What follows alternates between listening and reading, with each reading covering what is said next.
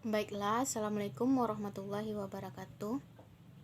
Perkenalkan, kami dari kelompok 7 akan mempresentasikan hasil diskusi kami tentang pengelompokan warga belajar.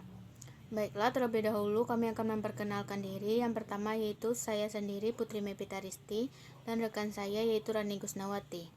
Baiklah, materi yang pertama akan saya bacakan sendiri. Baiklah, materi yang pertama yaitu pengelompokan warga belajar. Kelompok dapat diterjemahkan dari kata grup, diartikan secara harfiah sebagai kumpulan dua orang atau lebih yang mengadakan interaksi baik secara fisik maupun juga psikologis. Atau juga dapat dikatakan sebagai satu kesatuan yang dibentuk untuk mencapai tujuan bersama yang telah ditetapkan. Menurut Kamil, tahun 2011 dalam bukunya halaman 99 menyatakan bahwa kelompok belajar itu adalah suatu kegiatan yang membelajarkan warga belajar untuk mengejar ketertinggalan di bidang pendidikan ataupun usaha dengan cara kerja, belajar, dan berusaha. Selanjutnya, yaitu pengertian warga belajar. Warga belajar adalah anggota masyarakat tanpa batas umur yang memerlukan suatu atau beberapa jenis pendidikan tertentu, mempunyai hasrat untuk belajar dan keinginan untuk belajar, serta bersedia membiayai sebagian atau segala keperluan belajarnya. Pengertian warga belajar adalah proses menuju tercapainya kedewasaan atau tingkat yang lebih sempurna pada suatu individu yang bersifat kualitatif. Perkembangan merupakan proses yang berjalan sejajar dengan pertumbuhan faktor-faktor yang mempengaruhinya, yaitu faktor internal maupun faktor eksternal lingkungan.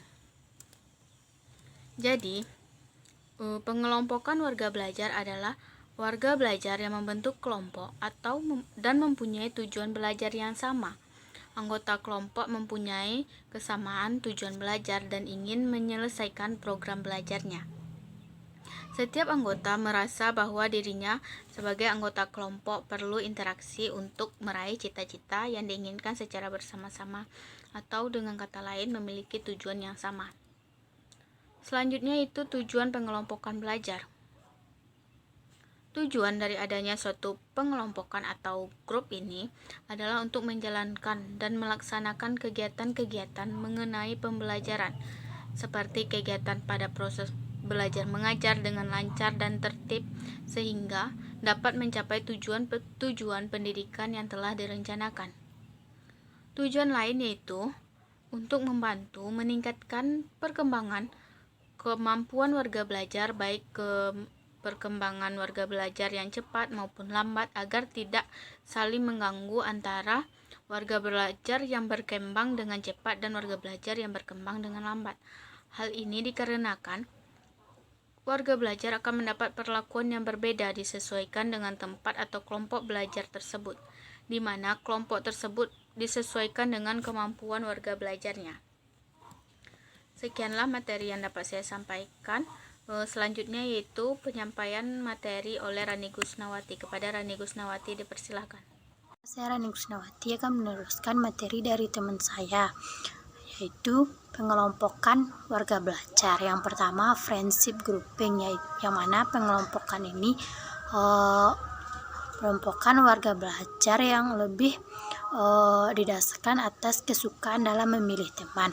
Dalam pengelompokan ini, warga belajar lebih cenderung berteman dengan yang pandai dan yang kurang pandai dengan yang kurang pandai juga. Yang kedua, achievement grouping, yaitu pengelompokan warga belajar didasarkan atas prestasi yang dimiliki oleh warga belajar tersebut. Yang ketiga, aptitude grouping, yaitu pengelompokan warga belajar yang didasarkan atas kemampuan dan bakat yang dimiliki oleh warga belajar tersebut. Yang ketiga, attention or interest grouping, yaitu pengelompokan yang didasarkan atas minat dari warga belajar tersebut. Yang Intelligence grouping, yaitu pengelompokan yang didasarkan atas hasil kecerdasan atau intelijensi yang dimiliki oleh warga belajar tersebut. Selanjutnya yaitu jenis pengelompokan warga belajar. Yang pertama, pengelompokan dalam kelas-kelas, yang mana agar proses belajar mengajar menjadi lebih baik dan efektif, warga belajar yang berjumlah besar perlu dibagi menjadi kelompok-kelompok yang disebut dengan kelas. Pembagian kelas ditentukan oleh banyaknya warga belajar yang diterima. Selanjutnya yaitu pengelompokan berdasarkan bidang studi yang disebut dengan penjurusan. Pengelompokan warga belajar ini disesuaikan dengan minat dan bakat yang dimiliki oleh warga belajar tersebut. Yang ketiga yaitu pengelompokan berdasarkan spesialisasi, yaitu pengelompokan berdasarkan pengkhususan yang terdapat pada sekolah-sekolah menengah kejuruan, yaitu contohnya seperti tata boga, tata busana. Selanjutnya yaitu pengelompokan dalam sistem kredit, yaitu pengajaran sistem kredit, sistem pengajaran yang menggunakan ukuran satuan kredit untuk memberikan bobot bagi setiap mata pelajaran yang diikuti oleh warga belajar. Selanjutnya yaitu pengelompokan berdasarkan kemampuan. Pengelompokan ini biasanya ditentukan oleh kemampuan yang dimiliki oleh warga belajar tersebut. Contohnya saja seperti warga belajar memiliki tingkat kemampuan matematika yang lebih baik, sehingga warga belajar bisa mengikuti pembelajaran matematika. Selanjutnya yaitu pengelompokan berdasarkan minat. Pengelompokan ini biasanya diikuti dengan contohnya saja seperti ekstrakurikuler, yaitu pengelompokan belajar yang diikuti oleh warga belajar dengan ekstrakurikuler yang disukainya. Sekian dari saya kembalikan kepada moderator. Baiklah, itulah materi yang dapat kami sampaikan. Selanjutnya, kepada teman-teman yang ingin bertanya, disilahkan untuk mengirimkan pertanyaan lewat grup WA dan kemudian akan dijawab melalui Zoom meeting.